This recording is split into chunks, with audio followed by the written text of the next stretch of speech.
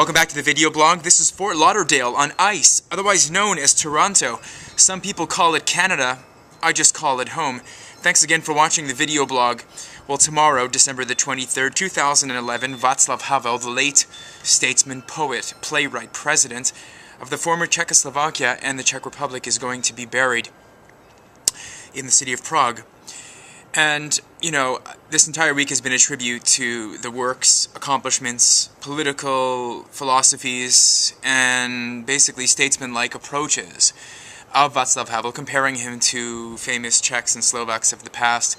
You can look back at the other videos that I did this entire week about Vaclav Havel, but I want to talk today about Havel as a continuation of the Masarykian line, the Tomáš Garig Masaryk, the TGM Tomáš Garig Masaryk, his kind of approach towards harmonious ethnic existence in the First Republic of Czechoslovakia, which lasted from 1918 to 1938. And basically it was a multilingual, some could say multi-ethnic, but let's just call it a multilingual, multicultural, cobbled together republic. And of the remains of what was considered kind of the northern provinces of the Austria-Hungarian Empire. There were 3 million German citizens, German-speaking citizens living in Czechoslovakia that were full Czechoslovak citizens. In the far east of the country, beyond Slovakia, there was a region of the former Czechoslovakia, the First Republic, known as Podkarpatský Rus. Or, you know, what else could you call it? It was called Karpatský Rus, or Transkarpatský Rus, Transcarpathian Russia, Transcarpathian Ukraine, Subcarpathian Ukraine, which was populated by people who are ethnically Ukrainian but Protestant, Ruthenians. They're not Catholics, they're Protestants. Very interesting little group of people that reside there, to the east of Slovakia, which is primarily a Catholic nation. Almost whatever, 98%. And so what Garig Masaryk was attempting to do was attempting to cobble together these various groups in a harmonious kind of an existence in a parliament in Prague that would kind of like administer this entire swath of territory. These, what would it be in those days? These 15 million some odd people that came out of Austria-Hungary. Havel was also kind of that kind of statesman who tried to get everybody to get along. You know, if it wasn't for his ouster in a legislative capacity, you know, as head of the Civic Forum in the 90s, and of course he transitioned onto the castle as the president. If it wasn't for Mezei and Klaus dividing the country into two pieces, with the Slovaks going, I don't know how else to refer to it, going crazy as they typically do, you know, wanting to basically have their own autonomy for whatever justifiable, correct or incorrect reasons, or even valid or even feasible. In other words, Slovakia might want to be an independent country, but is it feasible that a nation that's 5 million people, landlocked as it is with no natural resources, is it feasible for them necessarily to become an independent country? Again, debatable question. If Havel would have stayed on and maintained his position, who's to say that the Czech and Slovak pieces of the former Czechoslovakia would be separated? You know, this is a question I always ask myself. He was always looking for that middle line. He was always looking for that kind of harmonious coexistence.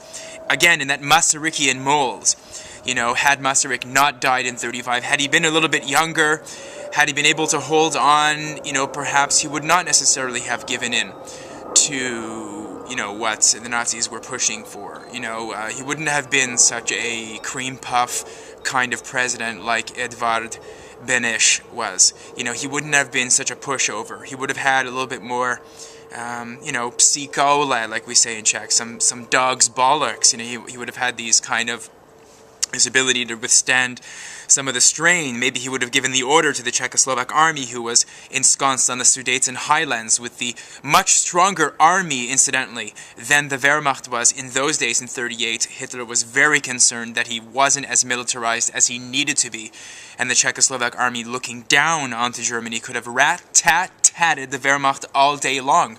But of course Beneš gave the stand-down order, and the so-called great powers, with Chamberlain and Daladier, gave away the Sudeten pieces of the former Czechoslovakia, including such illustrious cities as Jablonec, Liberec, and all of these great places like Cheb and I believe also, if I'm not mistaken, Mykolaiv, Nikolsburg.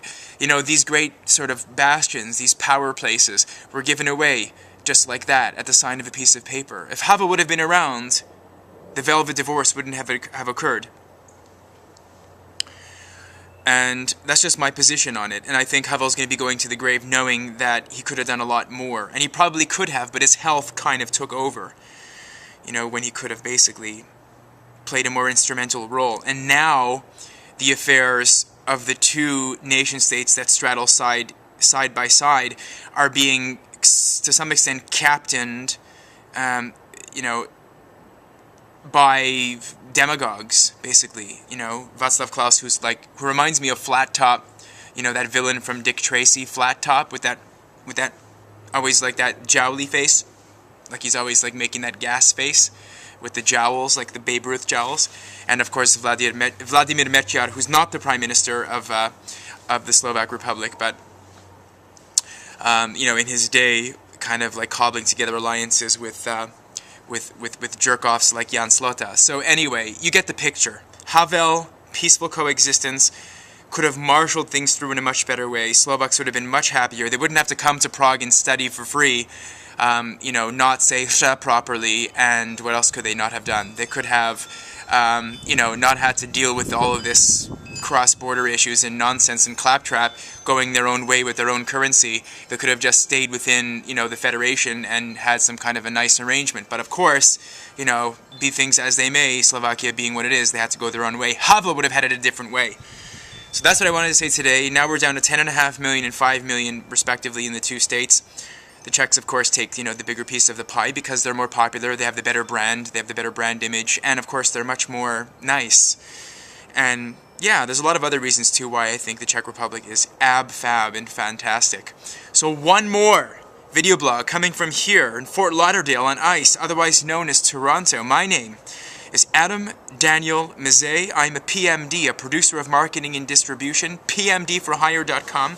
Please like the page, and if you like what you've heard today, please check out my other videos, subscribe to the channel, and most importantly, follow me on Twitter. On Twitter, I am at TheRealADM. Oh yes. Thanks again for watching. Catch up with you before the weekend. And if I don't see you before the downtime, happy fucking holidays.